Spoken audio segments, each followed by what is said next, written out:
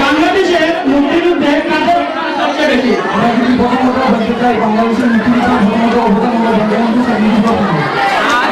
আর দ্বিতীয়ত আমরা যদি বলি তাহলে আমাদের ছাত্র সমাজের সাথে ভূমিকা বাংলাদেশের মুক্তিযুদ্ধ।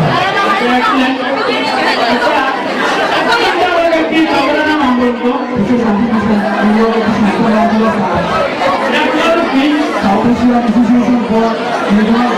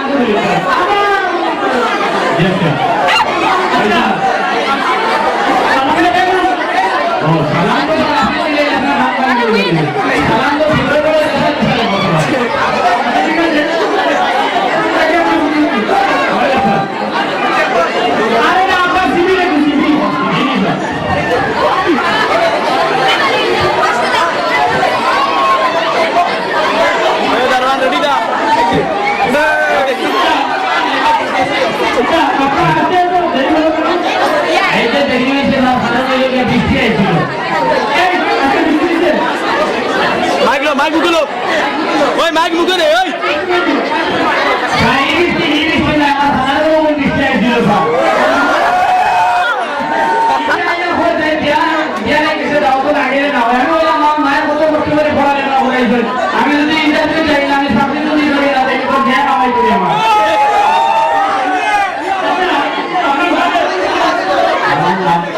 নাম স্যার সৌদিয়ারবুল ইসলাম কাতার জীবন যাওয়া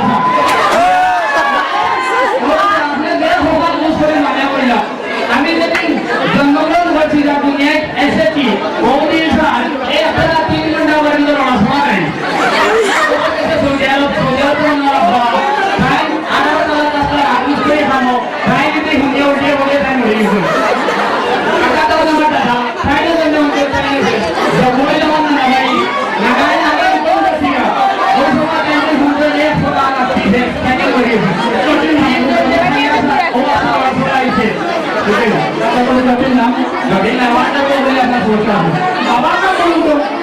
আরব বাবার নাম চিন্তা যে বলতে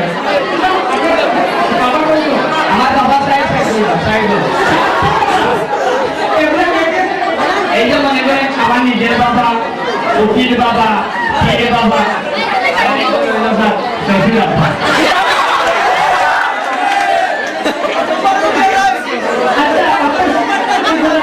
আমার শিক্ষাগত যোগ্যতা এসএসসিতে অনার্স ফিজিক্সে ভাষা আমি যে হোমওয়ার্ক করে মানে হইতা আমি যখন প্রথমবার এসএসসি পরীক্ষা দিছি আলহামদুলিল্লাহ ফেল মারছি দ্বিতীয়বার এসএসসি পরীক্ষা দিছি আবারও ফেল মারছি কবিরা বলেছেন একবার না পারিলে দেখো আমি কবিতার অনুপ্রেরণা নিয়ে আবার পরীক্ষা দিছি আলহামদুলিল্লাহ আবার ফেল মারছি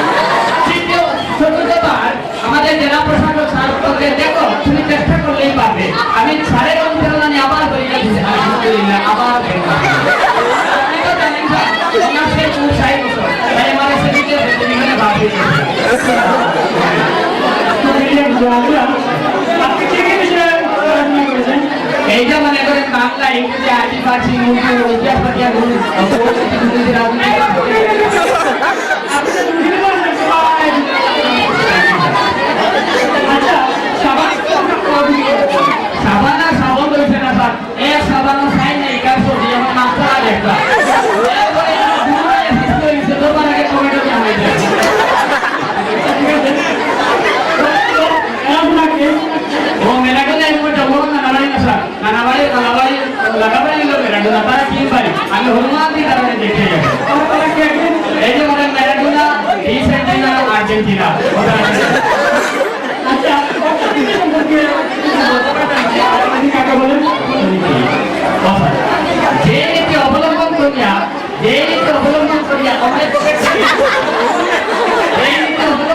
অন্যের পকেট থেকে অর্থ নিজের পকেটে আনন্দ হয় তাকে অর্থনীতি।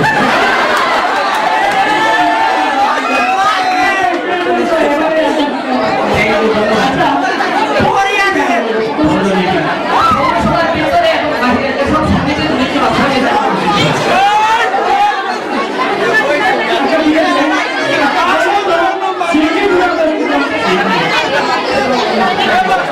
আমার ডান পাশে কিডনি এবং বাম পাশে সিডনি।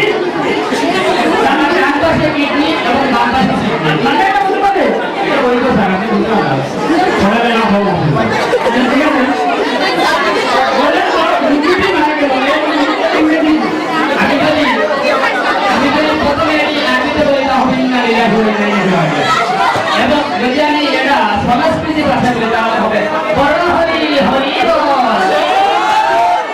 এবার যদি আমরা মানে আপনি জানেন না? না স্যার এটা নাই, এগুলো ওটা সিনেমায় নায়কের কথা এবং নায়িকার কথা চৌধুরী সাহেব ফোটাফোটা কাটাকাটি করে তাদের মধ্যে ভিতরে হঠাৎ নায়কের বাবার ভিতরে গুলিয়ে গেছে। তো নায়কের বাবাকে হাসপাতালে নিয়ে যাওয়া হচ্ছে, নায়কের ভাই হচ্ছে ডাক্তার, উনি হসপিটালে আসার পরে ওনাকে করে দিয়েছে। উনি সেটা শুনে আবার এসে রুগীর হাতে ধরে ঘুমিয়ে মারা গেছে। এর মানে রুগী মারা গেছে। একটু উদাহরণ না বলুন তো। একটা উপরে পারে না ব্যাংক থাকে চিন্তা করতে হবে না। একটা লাগে ব্যাংকের বাবা, ব্যাংকের ভাই, ব্যাংকের মা, ব্যাংকের বোন। হাতে না।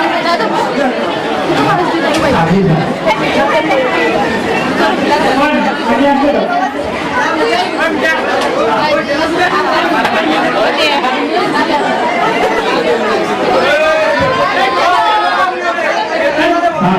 আমার ভাইয়ের বড় কষ্ট হয়ে যায়। আমার ভাইয়ের বড় করে একটু গাড়ি বানাচ্ছিল, ও গাড়ি খুব বেশি আমি আপনাকে এই অনেক এই দুটো দেবি না। ওই মাগে মাগে